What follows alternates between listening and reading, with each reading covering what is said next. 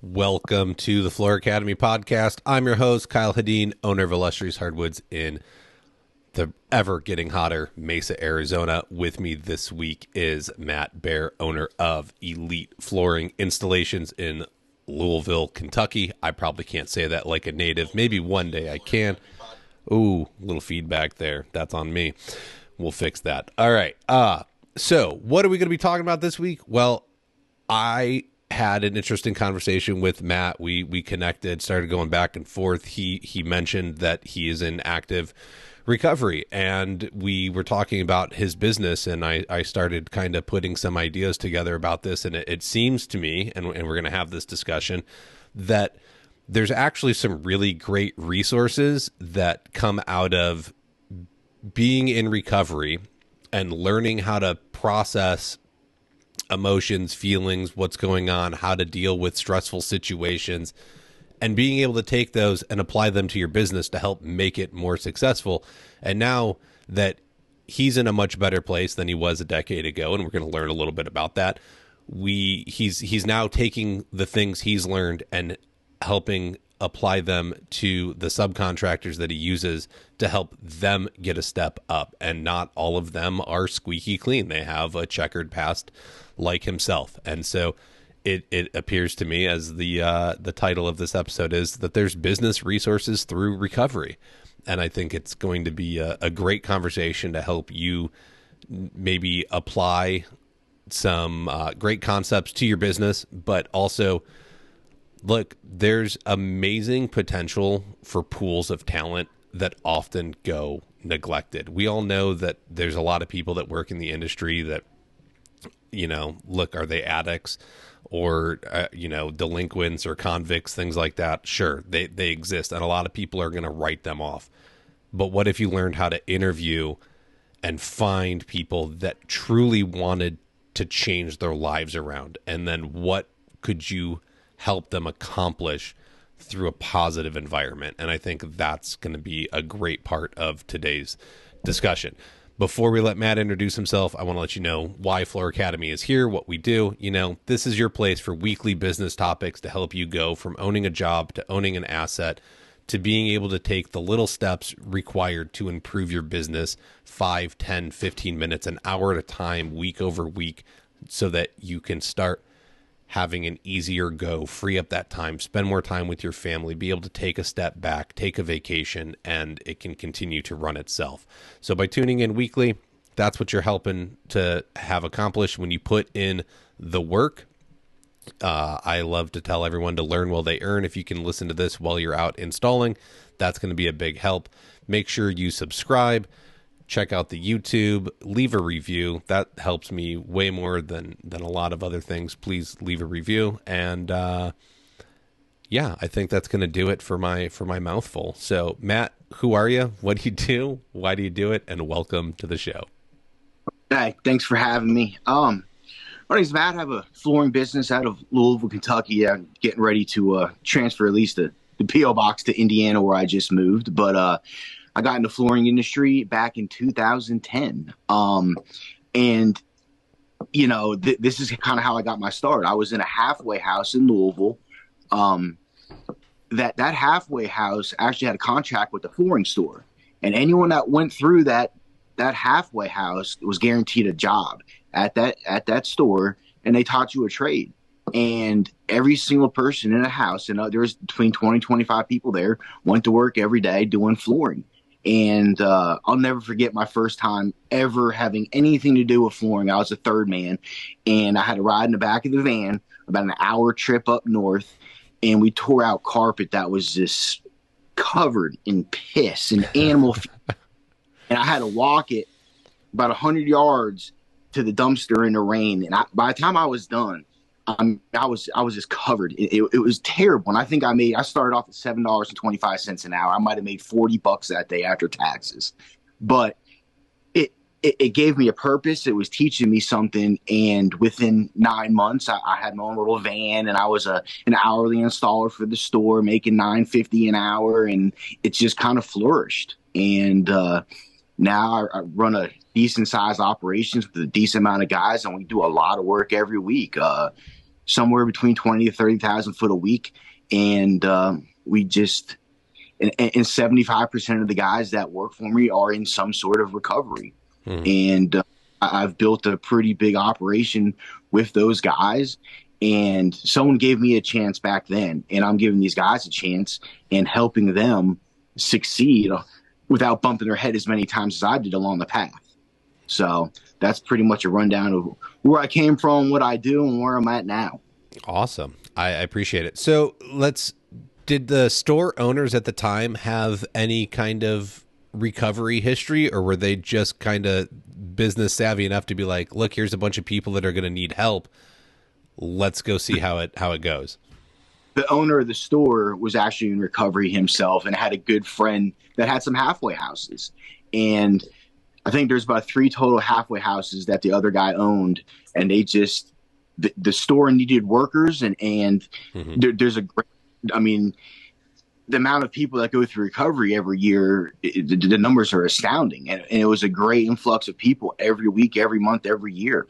Some made it, some didn't, and but they taught a lot of people a trade. And in Louisville, there's a lot of people that are in recovery that do flooring, and it's because of that. And they've made great lives and careers out of it. Once you stopped looking at it as just a job from 8 to 5, 9 to 5, whatever it was, and you look at it into a career, your mindset kind of changes, and you really start doing a little bit more, taking pride in your work. And me and a lot of my friends have made a very good life out of doing that. No, that's awesome. I think that was very smart of them to realize that years and years ago, but then to be able to invest back into other people, which you're now doing the same thing, which is absolutely awesome. So can you tell me a little bit about where were you? You know, this was back in 2010. So before 2010, kind of what's the story? You know, how'd you kind of get to this is rock bottom and I have to change? I mean, I started dabbling with drugs and alcohol at a really young age. I mean, in high school, and my parents did everything they could. I wasn't, I grew up in a great home. Dad was pretty successful. My mom's a stay-at-home mom. I had a younger brother and sister. I had everything I ever wanted, and I just got into drugs really bad, and it continued for years and years and years. I'm originally from Harrisburg, Pennsylvania, and I went to rehab in Florida for the first time. I'm going to skip that story, how I got to Kentucky, but I ended up in Kentucky, and it didn't stop there. I was trying to move around the country to geographical change, but everywhere I went, I still brought myself and my same thoughts and everything like that. And I continued going in and out. I mean, back in 2010, that wasn't my first time trying to get sober, and it wasn't my last. I didn't get officially sober until about 4.5 years ago. And when I did, I literally had nothing, essentially homeless, negative bank accounts, didn't have a vehicle, didn't know what I was going to do, but I just had enough. And I finally went to detox again, probably 10th, 15th time. And I just, something clicked, and I stopped being the selfish person that I was. And I asked for help, and I really did work the steps, and I went to the programs, and I did what they told me to do. And today, as I sit, I was talking to someone at dinner last time. You couldn't give me $1 million right now to put a drink or a drug in me. Not a chance. My life is way too good, and there's too many people that depend on me to ever even consider doing something like that again. That's awesome to hear, man. And you got a couple little kids. Yeah, I got 2 kids. Yeah, 2 kids up there taking a nap with my wife right now. Just built a beautiful house up in Indiana. Sometimes I look at how far I've come. It's just kind of crazy, but I still have a long way to go. Like I'm not stopping. I started using some of the money I'm making now to invest in my future with real estate, because I want to have some sort of retirement. That's where you see a lot of flooring people that work to the day they die because they don't have anything for retirement. And I don't want to be one of those guys. I really don't. So, I mean, sometimes you have to make your own retirement. And that's what I'm trying. Yeah, no, I think that's a great move, is to find a way to, this industry can be really lucrative. It bothers me when I see guys saying that there's guys or gals saying there's no money in it, you can't do anything, it sucks, and man, there's tons of opportunities when you grab the bull by the horns and you take advantage of what is out there. So it's great to hear that you're doing well, and you came from a really bad spot and you've been able to flip everything 180 degrees, go a total different direction. And now you're looking like, how do I build an investment portfolio? How do I buy real estate? How do I do something to move myself forward and build a legacy for my family, which is a great thing to be looking at. And I think that's what's definitely helping, is that, obviously that mindset flip happened for you. And so you started taking it seriously. You said to yourself, I can't be selfish anymore. I have to put other people first. And it looks like that's what's truly happening. Yeah, absolutely. I learn a lot from the people around me. I surround myself with some very smart people, some that have built multi-million dollar companies. And I also look at the other people that are around me that, who I want to be or who I don't want to be, and the reasons why, and how do I create my own path. I don't have a company where I'm doing a 401k match or anything like that, just piece by piece, I'm just slowly working on just not my future, but also trying to help my guys as well, whatever it may be. I spend hours a week on job sites with them, trying to mentor them to not make some of the same mistakes that I did. That store that I work for eventually moved from hourly to subcontracting, and that was a huge, what we thought was this awesome, because we got these big checks and they helped us buy the vans. Everything that was in every van that we drove, they financed them for us through the truck, they took it out of our paychecks, and they got us set up on insurance and stuff like that. But none of us really realized. We all knew that we should probably pay taxes on it, but no one realized how important it was back then. You got to think we were a bunch of drug addicts and alcoholics. So when you start getting some of these bigger checks and not taxes taken out and stuff like that, that's when people start living outside their means. And I did the same thing. And next thing you know, you're 3-4 years in, you haven't paid any taxes. It put a lot of people in some really bad spots, and it took me some years to get out of that. I believe it. Go ahead. No, I believe it, man. I've been there. Yeah. So, I finally sat down with an accountant some years later and got all my back taxes taken care of. And, that's one thing I try to teach, not just my guys or anyone that asks, that taxes are so important. They're crucial. A lot of people like me that came up doing drugs and drinking alcohol, everyone thinks that cash is king. When in the real world, cash means absolutely nothing. It really doesn't. It's your credit score and what you file in taxes is what makes the opportunities of this life open up more. And, it's a hard pill for people to swallow. And like I said, a lot of people live outside their means. They got beautiful boats and, motorcycles and all these great tools, these great toys, but they haven't paid taxes. And a couple guys that, they can't even renew their insurance because they're auditing what they did before, and they never paid their taxes. Now these guys have nothing, with nowhere to go, and can't even work. And I have an option for some guys, if they want to be put on the books, they can, but their money will just be garnished. So that's how you dig yourself a hole that's so deep it's hard to get out of. And thankfully I didn't get that far, but there's a lot of people in the industry that do get that far. That there is. There's a lot of cash in this industry that gets tossed around for exactly those reasons of, I don't want to pay child support, pay me under the table and do this, that, I need to go. Look, there's tons of bad stuff going on. And look, everyone's heard me talk about it before. I think subcontracting is one of the worst things that ever happened in this industry. I think people need to be running employees. I think we need to have control. I think we need to help educate and mentor people to be successful, because most people shouldn't be running a business or responsible for their own finances, sadly. And so it's not a good system. And it's, I think the store looked to get all the business benefits out of it, and they threw you all under the bus as, oh, it's better. Well, for some it probably was, but for most it definitely wasn't, as you're telling the story here. So you you're able to get in the store. You learned a skill. You then fell in love with the skill, started taking pride in it.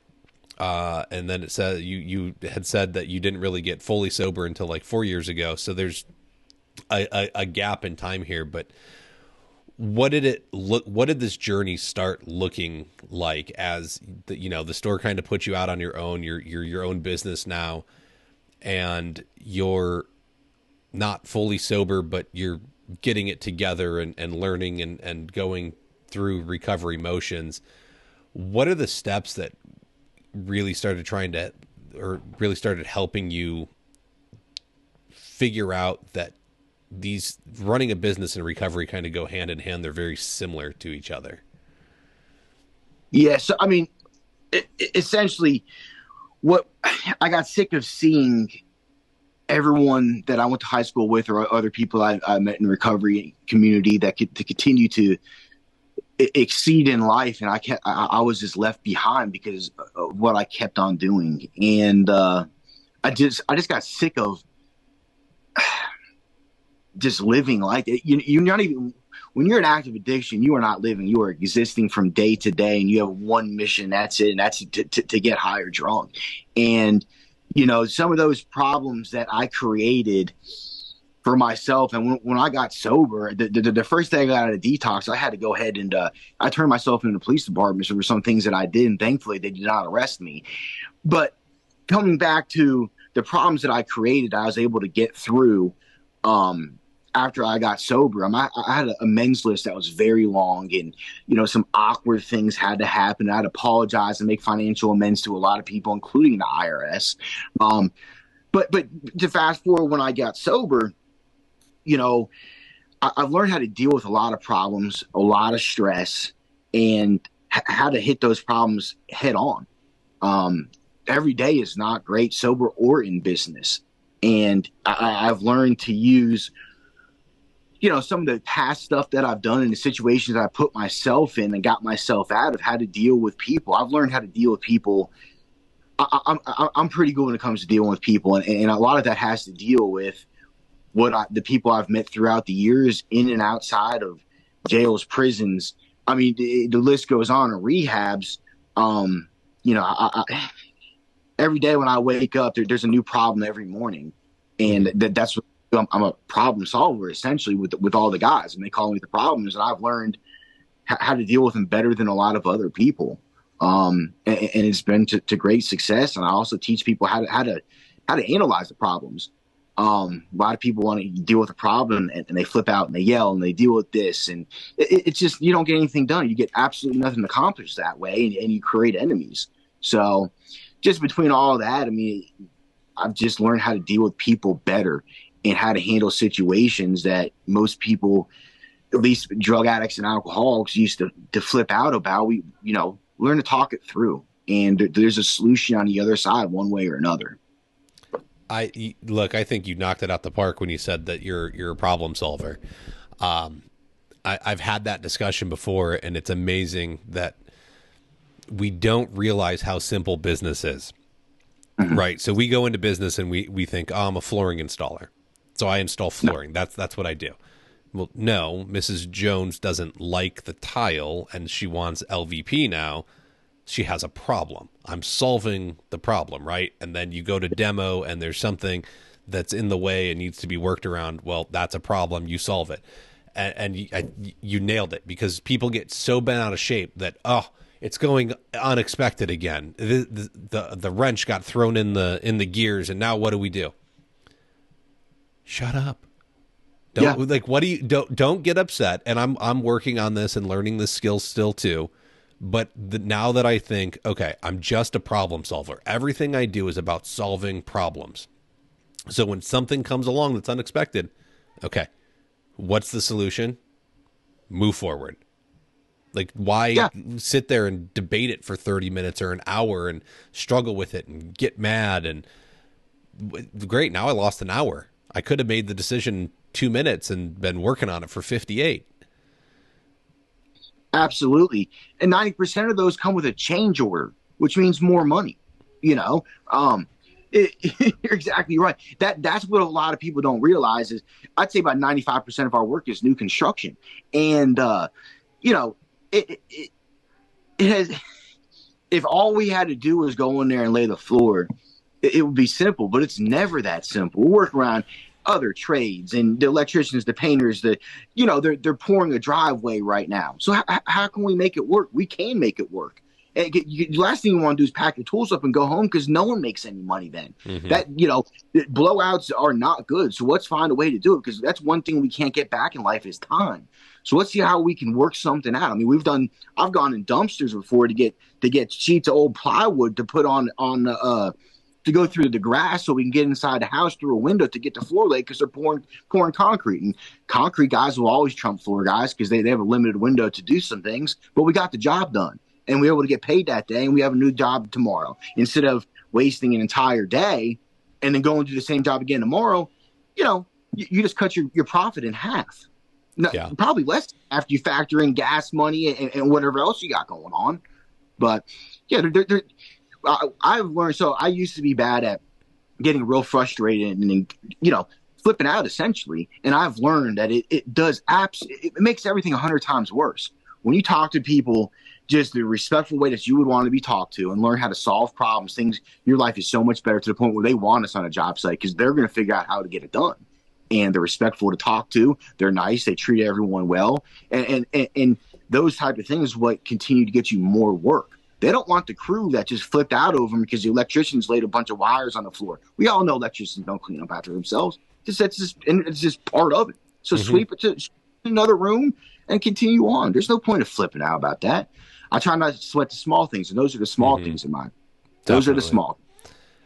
And so, how did these are things that are generally learned with time, but where did that come from in recovery? Like, what was is there a step? Is there like your no, I can't think of it. Not mentor, your sponsor, right? Did these come through conversations with them of them saying like these are things that need to happen, or was this really just a realization as you grew through having to have the talks about what's going on in life that you started to see this as I just need to come to this realization that solving problems is way easier than getting upset?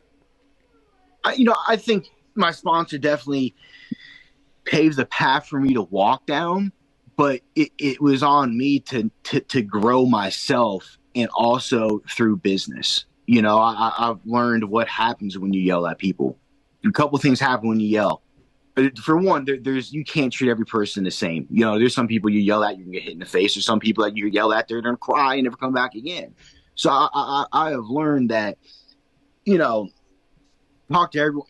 I mean, that's a great question, but I think a lot of it just comes down to growing up as a human to yourself and see what happens when you don't treat people the way they should be treated. Whether right or wrong, it really doesn't matter, but we're all here now. I've prayed for patience to be able to deal with some problems. Some problems I don't think should ever happen, but it doesn't matter. If we didn't deal with problems, I mean, I wouldn't be sitting where I'm sitting. Yeah. I've learned to be great at solving the problems and getting guys to work and doing a great job. Because at the end of the day, I mean, it's about quality. And when they're successful, I'm more successful. So how do we get there? By being respectful, doing what we say we're going to do to the best of our ability. And we call with problems and we solve problems. And we make everyone aware of it. It's so simple when it's laid out right like that. Right. But I think you're looking out for people. You're putting people first. And it's not that the business doesn't matter. It's not that making sure the floor goes in doesn't matter. But a lot of businesses these days, I think, struggle with having a healthy culture to where people are put first. And all these conversations I'm having keep kind of coming full circle. The last week's episode, we started talking about assertiveness and how people think assertiveness is yelling and screaming and like getting in someone's face. And that's not it at all. There's this thing like quiet assertiveness to where you can be respectful, but make your point and be very clear in it. And I think that's what we're talking about here, but you're also investing in people and trying to give them a future which promotes a healthier work environment and a better company culture to where people are like, oh, hey, Matt runs a great company. We should go. You want to come work for him. It's better than the other places in town. And yeah, I wonder, like, how much of that comes from, I'm sorry, I let me get it out. How much of that comes from you were invested in and that's what you made, like, that's what helps you realize your life was changing because someone actually invested in you as opposed to wrote you off. And if that's not true, tell me, but I think that might be what's happening. You know, I feel that, the more time you spend with people that are working for you, with you, however you want to put it, and the more respectful that you are to them, the happier they are, the better work that they do, and everyone could just win together. It just makes it that much easier. It's a great point. I think a lot of it just takes time of growing up, and I can't tell you how many people I see just the yelling and the screaming, and it nothing good happens from it. I personally think the easiest part of flooring is putting the floor down. Okay. I think all the other things that go before the flooring and after the flooring are the most important parts of the job. Your appearance, show up on time, proper subfloor work, whatever that may be, grind and what floor prep, whatever it is, communication, laying the floor, cleaning up. We leave the job better than when we got there. Mm-hmm. Do we clean up other people's stuff? Every day, and this respecting the builders and the homeowners and stuff. And, it's just worked out very well for me and all my guys. What does that do for them though? Because I think, once again, okay, negative connotations exist as, oh, you're an addict, so like I'm not going to treat you with respect, or you're less than me because you're this degenerate within society. And so you're teaching these guys that they need to be respectful of everyone. And how much do the builders or the homeowners like come in and look at this and just be like, wait, this blows my perception of what should be existing, and then they come around to it and they show way more gratitude and respect to the crews or you yourself. Absolutely.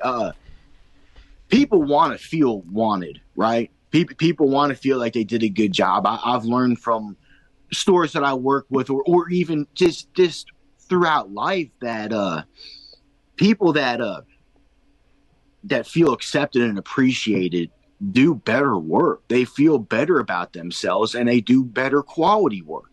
And when they see that, I make sure I tell my guys at least once or twice a week, I should probably do it more, how great of a job they do. Because the only thing we really hear about is like that one callback. You can do 100 great jobs, but they still remember that one callback from 9 months ago. So, and, again, it goes back to happier people do better work, and they continue to come to work and stay at work. Mm-hmm. And, that's just better for everyone. Well, okay, so you're talking about guys getting hung up on something that they remember the callback from 9 months ago, right? Right. That's got to be kind of similar to being in recovery, right? Like you remember the mistakes and they bother the hell out of you and whatnot. So what kind of tools do you have or does, whatever program you're working have to kind of help with that mindset of letting it go and moving on from it so that you can actually move forward and not be so hung up? I don't necessarily know that there's a step you can put on or anything like that, but it comes down to, a lot of us are very prideful people. At least my guys, we want to do great work. And when we get a callback, we're not happy about it. And we're not some of the guys that been laying flooring for 10 years and laid 1 million feet has never had a callback. We get them. It's just part of it. But we've learned what I've learned. And what they've learned is we call them punch lists so much more now than callbacks, because callbacks, it's kind of a bad word for someone. Mm-hmm. But we learned from it. So the biggest thing, that we learn in recovery is we learn from our mistakes so we don't make them in the future. So let's learn what we did to get that callback or that punch list so we don't do them in the future, you know? And I think that's the biggest thing to take out of is how you learn from what you did in the past so you don't repeat it in the future. That's it's such a mature attitude, right? To look at it as a learning experience, as a growth opportunity, as opposed to this is a pain point, this is a frustration point, I'm going to get upset about it, this is an annoyance. It's okay, let's go find out why it's screwed up so that we can learn to correct it and not have it happen again in the future. It's just such a refreshing attitude and way to look at things. It's just not the norm of what you would see happen within this industry. But these are the things that I love learning and sharing through this podcast is like, look, this one little change can affect so much more of your business for years and years to come. Yeah. And you know, the store that we pull a lot of work out of, they've got, you know, guys that go behind us and fix callbacks. And I really wanted to put a stop to that, because if they're fixing stuff that we're doing wrong, we're not learning from it. And we want to try to be the best. And if we don't know we're making mistakes, we're not going to fix anything. So we do pull from the store, and I've learned to grow a relationship with this store that's been great, beneficial for not only me and my guys, but for the store. I mean, the store's grown and we've grown together, and we work together very, very well. And, you know, they all know my history and majority of my guys' history, and no one cares. No one cares. We all have the same goal is to go to work, do good work, and get paid. That's it. I think that's awesome. All right, folks, I hope this is still working. I apologize if it's not. So it looks like it is. I have an error on my side. So we'll find out if this is recorded in the future, Matt. This is going to be exciting. Yeah. And we may be able to do it again. I've had to do that a couple times. Not that I'm proud to admit it. Things happen. I'm sorry. I'm gonna interrupt us. We're at that point. So a couple words from some sponsors, and then we'll get back into it. Go Board is engineered for durability, yet up to 80% lighter than cement boards. Easy to cut and handle, it can be cut on site right where it's installed using a basic utility knife without crumbling or disintegrating. Best of all, the waterproofing is built in. Go Board half-inch thick 48 by 64 panels are now available. Ask your supplier to bring them in for you. Visit www.jm.com/GoBoard for more information. Introducing the ultimate solution for flooring contractors, a cloud-based virtual estimating software. Get accurate and detailed estimates in minutes without ever leaving the job site or even the office. With features like real-time collaboration, project management tools, and automatic material calculations, you'll have the information you need to close deals faster and more efficiently than ever before. Try it today and experience the future of flooring estimating. Check out the link in the show notes to demo the program or visit estimates.flooracademypod.com. All right, Matt. So, you went out on your own, and you have crews now. Yeah. And you're investing in them. But what did that journey look like to even kind of get there, right? Did it start with you having apprentices and then you grew them and put them out on their own, or did you just start finding other guys that were doing it and hiring them on, saying, look, I got you, here's some work? Or what the development from man in a van to what you have going on now look like? So, I mean, essentially just started with, you know, I got sober again, and I reached out to a halfway house and asked for if anyone came in that needed a job. And they said, yeah, we got this guy and blah, blah, blah. And I picked him up the next day, and we started all over again. And that was my start this last time. And slowly, you know, I worked for a different store. We just did our thing. And and the money was great. We were doing fine. I didn't like to work. There's a lot of apartment turn work. Wasn't big on it. It was more production, less quality, lower pay. Nothing Mm-hmm. wrong with it. It's just not where I wanted to be. I wanted to do more, and I knew that I could only grow so much there. And so essentially, I started calling around and actually found the store that I work for now. And I called the owner multiple times because I worked for him years ago, and I started getting high again is what happened. And I begged him and I begged him and I begged him, and he finally gave me another chance. And I went from having 5 jobs, 6 jobs a week at the other store, one every day, maybe 2, to that store. I started off, they said, you can have 2 jobs the first week. And I said, oh, man, 2, what am I supposed to do with 2 jobs? And I mean, nothing big, like 800 foot. Mm-hmm. So that 800 foot twice, we did 2 800-foot jobs, 1,600 foot that week or so. And they started to trust me again. I had to earn their trust back, and I did. And I did it by up every day, doing good work, calling when there's problems, problem solving, and doing everything they wanted me to do. And I slowly got into more and more work. And then I kept on calling again the owners. Hey, I see you guys got a lot of new construction apartments going on. I'd like to have a piece of that.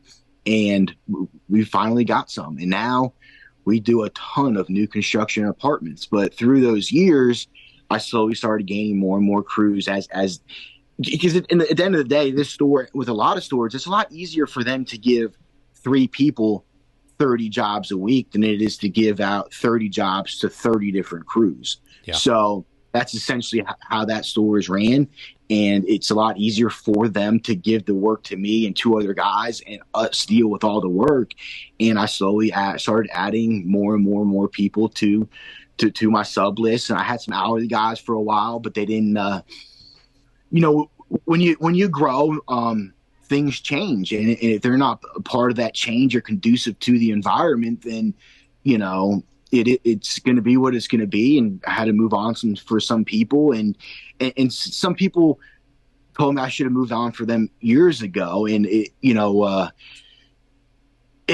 not every decision that you make is an easy one, but it's for the better of you. I mean, the owner of this company I talk to at least a couple times a month, and he says the same thing. You're going to continue to grow, and we're going to continue to grow. There's going to be some people that aren't going to be able to grow with you. You got to come up with a plan and stick to that plan, how you're going to get there no matter what. And that's what I do. And, it's been pretty good since then. Now, if you see a new construction apartment complex go up within about 100-mile radius, there's a 95% chance we're the ones doing it. Mm-hmm. And not only do I make a great living, so do all my guys. I mean, I don't know if you want to get in the numbers, but I mean, payroll is around $20,000 a week. So we do a decent amount of flooring, and everyone's happy. And, it's just kind of how we grew over the last few years. No, very cool.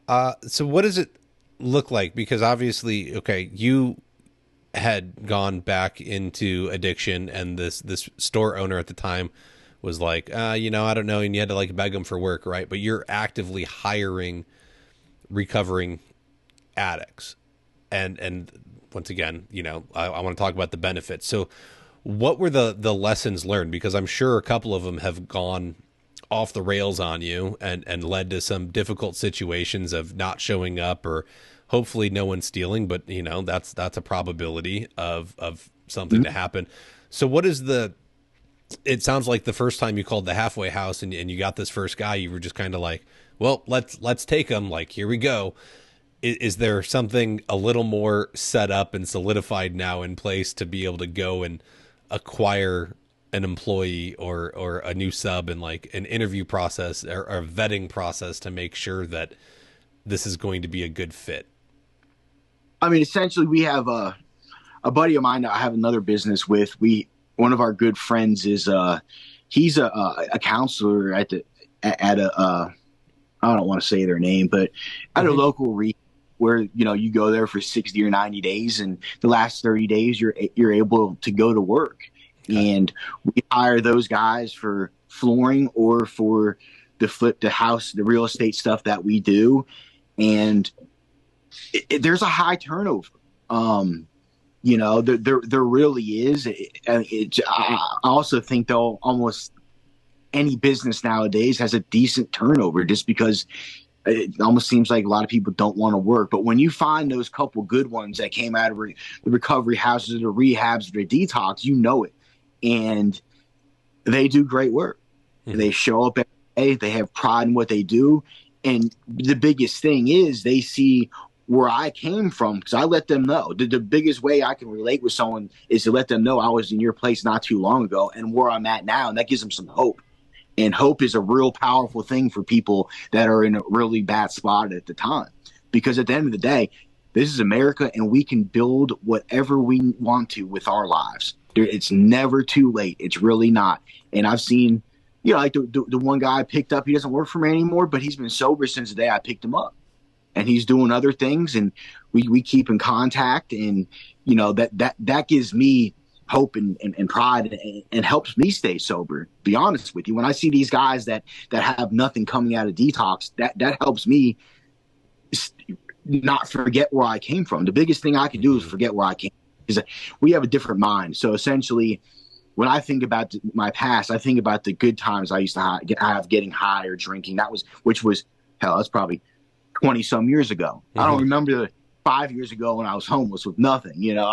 Minds are a funny thing, but that's why I continue to go to some meetings and help people out coming in, because that just helps them. It helps me. It probably helps me more than it helps them, but we help each other. And at the end of the day, we all win then. Well, it's everybody giving each other a hand up instead of a hand out, which is awesome. It also sounds like you're not taking just anybody. You have somebody that's sort of vetting them and handing you the better candidates that are people that are more likely to be successful. So someone else is kind of doing the interviewing for you. Yeah. Yeah. I mean, it's pretty easy to tell people that are serious. I mean, I've been the guy in detox that was there because my PO told me or my parents made me, or, you can tell someone's mindset where they're killing time somewhere to go. Some people just need somewhere to go because it's cold. They want to, 60 days with hot meals and a bed and a shower to take in. And I get it. I've been there, but those aren't the people for me. I want the guys that want something more in life, and I can help them get it, and we can get it together. Mm-hmm. Once again, investing in people is going to make the difference, actually caring and truly finding out what they want. Like you said, their success motivates you to keep it together, because that's your success is what's being able to provide them the opportunity. And so how much does that motivate you now to stay away from everything? Like you said, you remember it's weird how minds work, in that no matter how bad life was as an addict, you can remember what it feels like to have been in that situation and high, and that the good feeling, right? You don't remember how miserable you were coming down or without it, or the damage you caused. You can remember that moment, and that's what you're after, because you're like, oh, that was so much easier to feel good. But how much better does it feel now to say, I've been able to help these people stand on their own 2 feet, get an apartment, buy a car, pay taxes, have lives, build families? Like, is that the better high now? And that's what you're after? Like, have you traded one addiction for a healthier addiction? I don't know if you want to call it trading one addiction for another. That's probably a whole topic we could probably spend hours on. But I think that, they absolutely help me to stay sober. But I mean, so essentially, you couldn't pay me $1 million right now to get high or drunk. You literally couldn't, because my life is too good. And you help people get to where they're at in life from where they started. That is definitely a great feeling. You watch them get their kids back in their lives and buying their first vehicle or being able to rent their first apartment, because they couldn't do any of that before. Let them know what a credit score is. A lot of things that should probably be taught in high school, they aren't. And then you go through 5 or 10 years of addiction. Next thing you know, you're 25, 30 years old with a 400 credit score, never filed taxes in your life, and you're coming into this world blindsided. And essentially what happened to me. And, I've helped people learn what credit is, where to go get a second chance bank account, because after you screw so many over, they don't want anything to do with you. But there are things out there to help people, and they were there for me, and just a hand up in life can do a lot for. It really can, and this addiction disease is not going anywhere. So why not continue trying to help people? We can grow together than just write them off, because that was the biggest thing when I was going into that treatment center doing flooring for $725. A lot of us have criminal backgrounds that we can't get a normal job. Now back then and now times are a little bit different. They're more, they're more lenient to hire you depending on what you've done. But why not teach them a trade they can go anywhere essentially in this country or the world, and to be able to and make a decent living and make a great living if you really want to. I know a lot of guys that just want to do a backsplash a day and they want to go home. They want to work a couple hours a day, and there's absolutely nothing wrong with that either. I prefer to try and build as big as I can, help as many people as I can, all of us be successful together. I have a different mindset than a lot of other people. Nothing's right or wrong. Some of the guys that work for me, they just like me to tell them where to be, what to do, and that's it. And they live a very simple life. I live a more stressful, chaotic life, and I do a lot more behind the scenes than people think that I do. The work doesn't just fall out of the sky. Yeah. I go out there and get it, and I pre-check jobs, and I check them when they're done. I deal with salespeople. I deal with the builders. I deal with a lot, and that's what I enjoy doing. I really enjoy everything that I do on a daily basis. Now, I wouldn't say that I love my job so much I don't work a day in my life. No. I mean, some days really do suck, but that's just a part of life. Whether you're an alcoholic or not, days are going to suck. That's just part of it. I mean, it doesn't matter what it is, whether it's work-related problems with the family, your car broke down, whatever it may be. It's a part of life. And when you start being able to deal with those problems as an adult, life just gets easier. There's only two things in this world that I can control: what I say and what I do. That's it. What other people do, what other people say, things that happen, can't control it. Once I've accepted that fact, my life has gotten much less stressful. It really has. Great point. You got to accept that you can only control a couple of things in life. I love that. You were talking about that, your guys have the opportunity. They're learning a trade. There's as a convict, an addict, checkered past, whatever you want to have it be here.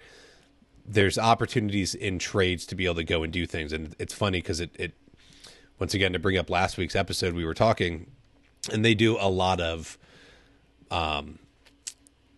like sheet vinyl work and stuff in the commercial flooring world, but they do it for like hospitals. And so there's background checks and all these things in place to where like you have to be squeaky clean because it's a children's hospital to go even do the work in it.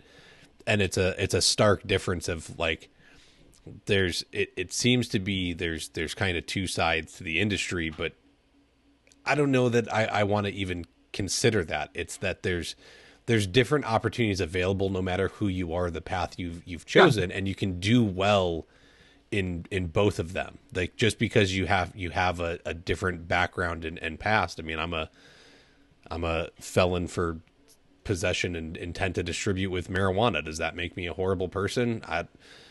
Probably not, but at the time, yeah, I made some poor decisions, and I've grown and matured from there, and tried to learn how to run a business, invest back in my community and the children in it.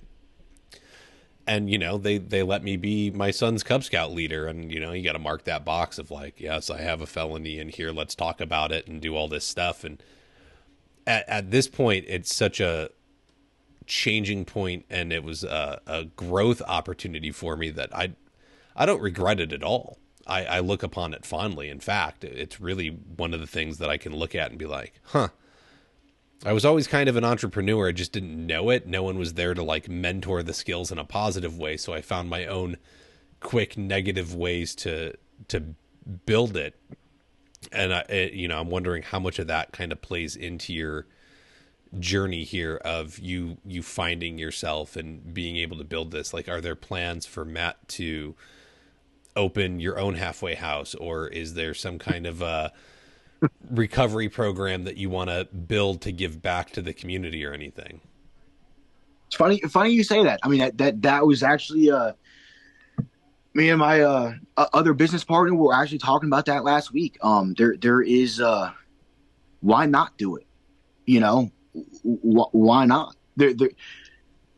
It I think without talking too much about it on here, that definitely a great possibility for that to happen within the next quarter or two.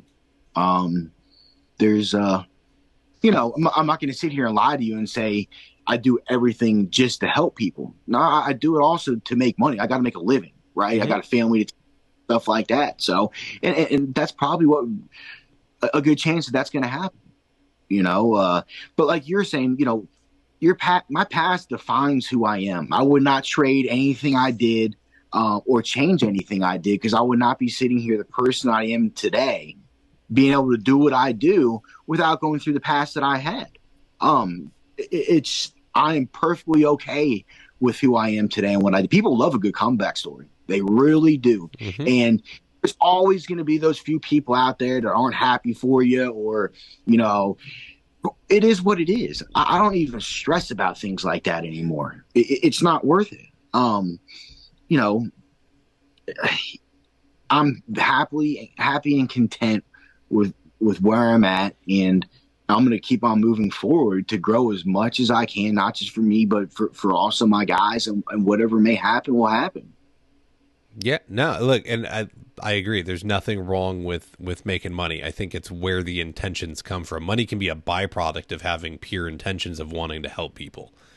And it takes money to help people. You can't, can you help people without money? Yes, you can go do very, very nice things for them. But with money, you can help push your cause forward in other ways. And so when it becomes only about the money, that's a problem. And I don't see that from you. I'm not getting that in this conversation, that I need to build all these things just so I can continue to advance myself forward.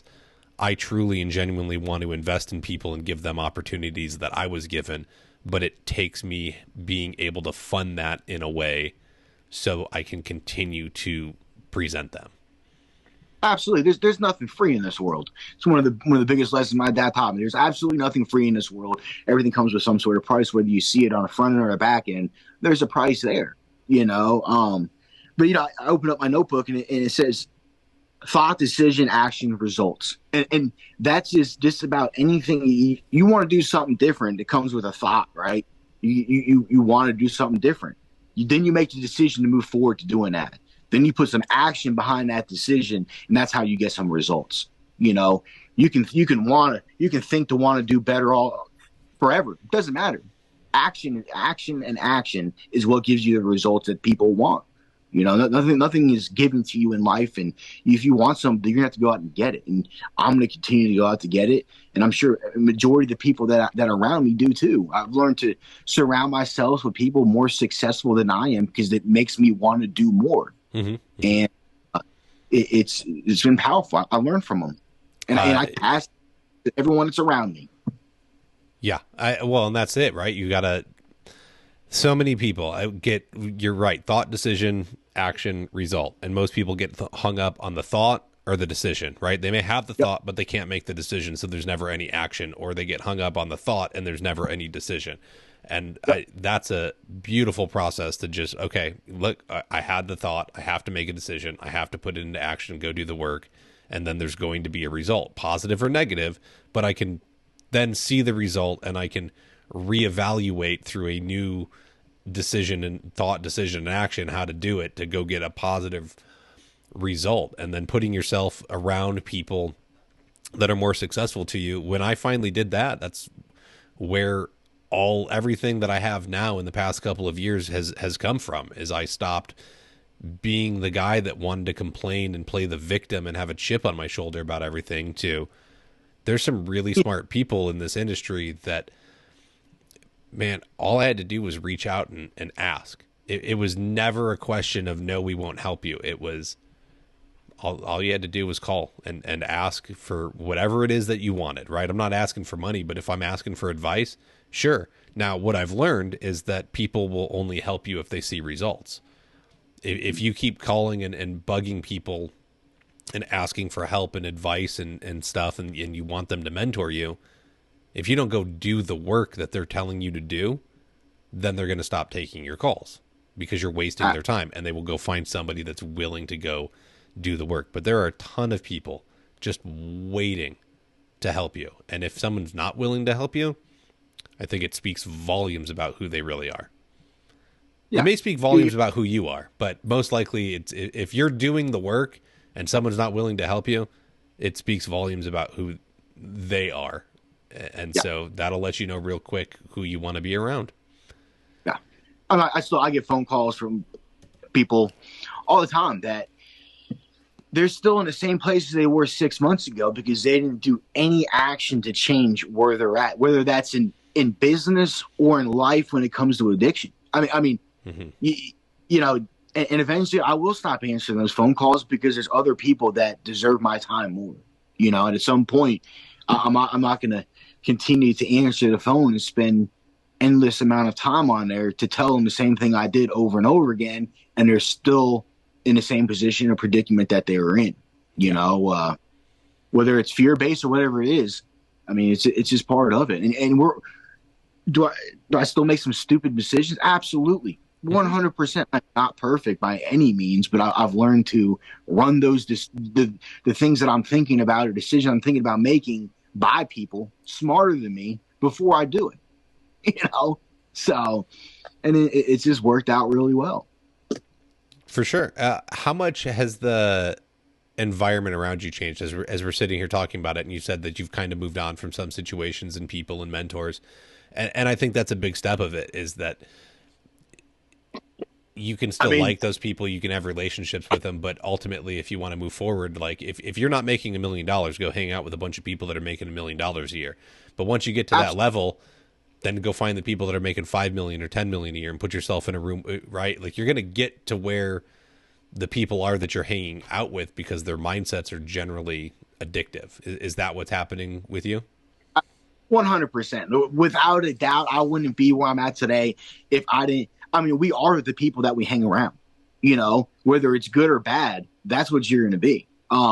So as, you know, people, he got money now, he's too good for us. So whatever people say, it's not, you grow. Either you grow with people or you outgrow people, and there's nothing wrong with it. But I try, like I've said, I surround myself now instead of drug dealers or people hanging out at the bar that got me absolutely nowhere besides in jail and piss poor decision making. Mm-hmm. Now I hang out with people that do 10 times more than I do, because I want to do 10 times more too, you know, and part of that might be the drug addict mentality that I have that, you know, that's where I got to watch. Like, at what point is it too much, or is what I have not enough? Like, what am I seeking? But I have certain goals to meet, and I'm gonna meet them one way or another. I might fail 4 or 5 times, but I'm gonna fail at a different level than I did 5 years ago. The only thing I would change is fail, because I don't think, as long as you're trying, I don't like the word, right? If you learned a lesson and you can apply it, it's never a failure. Failure is quitting and giving up and walking away, in my opinion. And it's not that we don't do that sometimes, or maybe we just, it's not even failing at that point. It's realizing that this is not feasible and we need to, I've lost internet. What is going on today? I'm sorry, folks. My internet is unstable and it shouldn't be. I might actually have to edit this episode. What can I don't know. I hope it should be recording locally. So we will, now it's back up. All right. Maybe it's not. Oh, well. All right. Sorry, folks, that we're watching live. You can listen to this playback. We're almost at an end anyways. That's the beauty of doing these the way that I do them.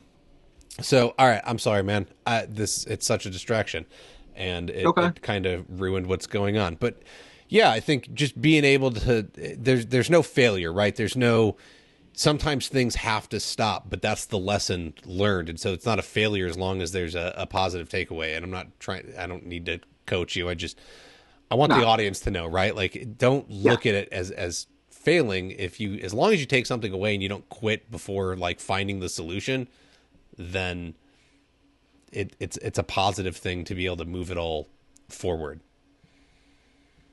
Yeah, no, you're absolutely right about that. Failure is a pretty strong word, but you're absolutely right. If you don't fail until you quit trying, and that goes with business or addiction. You can if you're continuing to trying to get sober, you didn't fail. You're still trying. So, but that's a very very valid point. It's pretty spot on. Thanks. I try every once in a while. There's a nugget of wisdom that gets to come out of me on the show as opposed to just the guest. So that's I'll take that one. Thank you. Is there Yeah. anything that we didn't hit on that you think is important within this greater conversation? Um,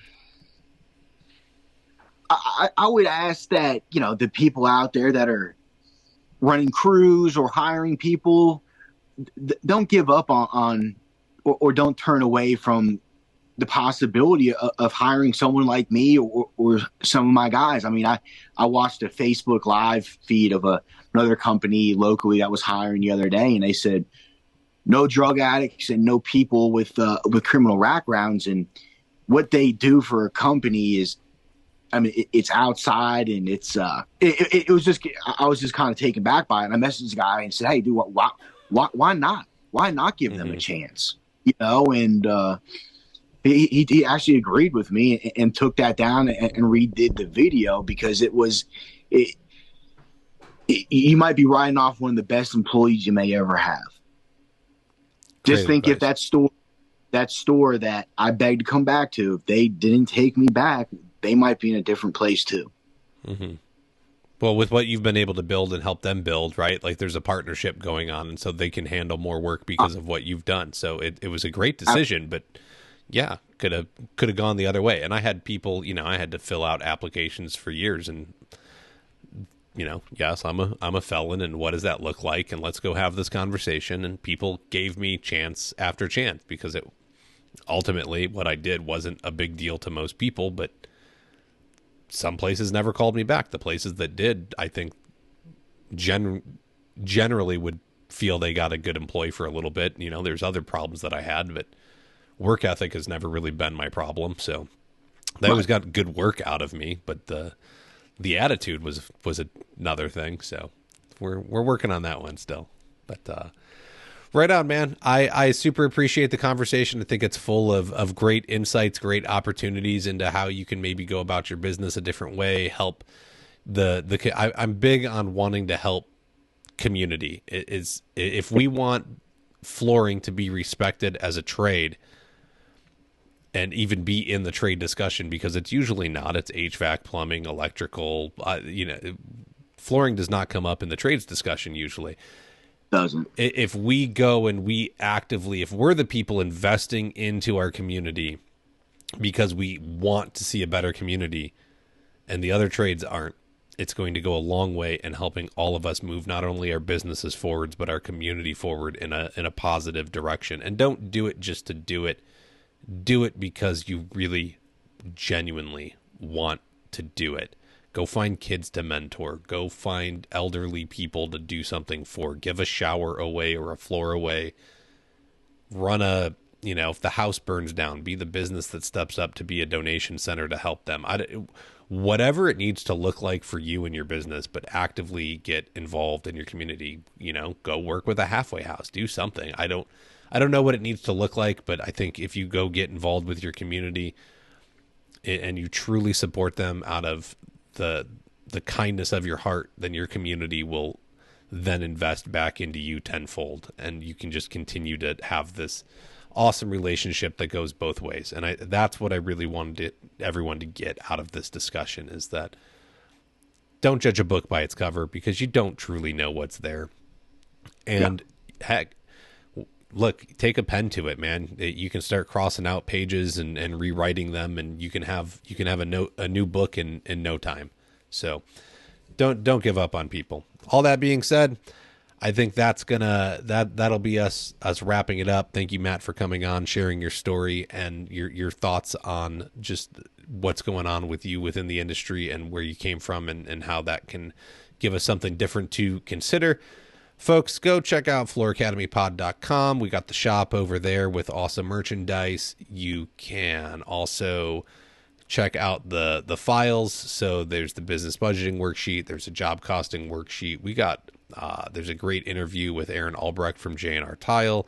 There's a worksheet that goes along with her interview. And hopefully reach out to me if you want to try out a lead tracker. It's not up on the website yet. I'm having people test it out. Shoot me an email at flooracademypodcast@gmail.com. I can email you the lead tracker. If the show's helping you, if it's making a difference in your life and your business, go to patreon.com/Floor Academy. Even $5 a month goes a long way in helping the show to continue. And I'll, thank you to the sponsors. They do a lot to help keep the lights on around here. Go look into their services and what they offer or their products. Make sure to subscribe to that YouTube and subscribe to your favorite listening stream app of choice, whatever it may be. With all that being said, one last word from Tice. The highly anticipated new season of Tice TV from the International Surfaces event is streaming in... Wow. When you try and modify it live, when you're reading from a page, it doesn't go so well. I'm sorry. Let's try this again. When will the highly anticipated new season of Tice TV from the International Surface event be streaming? It's streaming now. It's April and it's live. They are premiering their spring product celebration series. This season will deep dive into products and services from across the flooring, stone, and tile industry, featuring impressive brands such as Shaw, One Floor, Laser Products, and more. The new season is being hosted by the iconic Lisbeth Calandrino, who has been captivating the industry and her audiences with eye-opening points, practical tips, and engaging personal stories through her industry experiences, books, and motivational speaking. Discover more at ticetv.com and follow Tice TV on Facebook for live airing alerts. Matt, once again, thank you very much for your time, your words, Thank you. Your insights. Oh, you're welcome, man. And I appreciate all of the listeners tuning in week after week for going on. It'll be 4 years in September. So we're at like 3.5 right now. So thank you, everybody, for the continued support.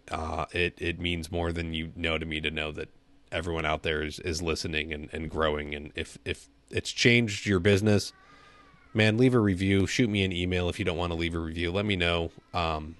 I love hearing stories. I love connecting with all of you because honestly, it's kind of weird for me in that you all can come up to me at shows and you all know me very well because I share so much on this. And I know we're friends. We really are.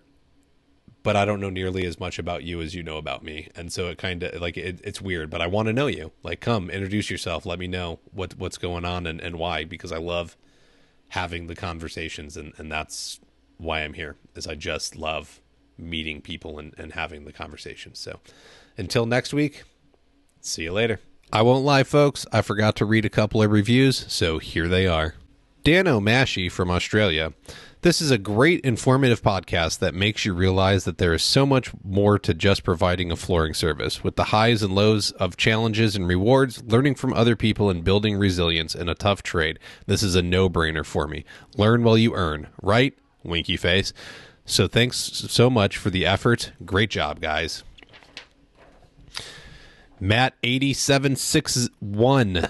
If you're in the construction industry, this is a great listen. EB Hardwood.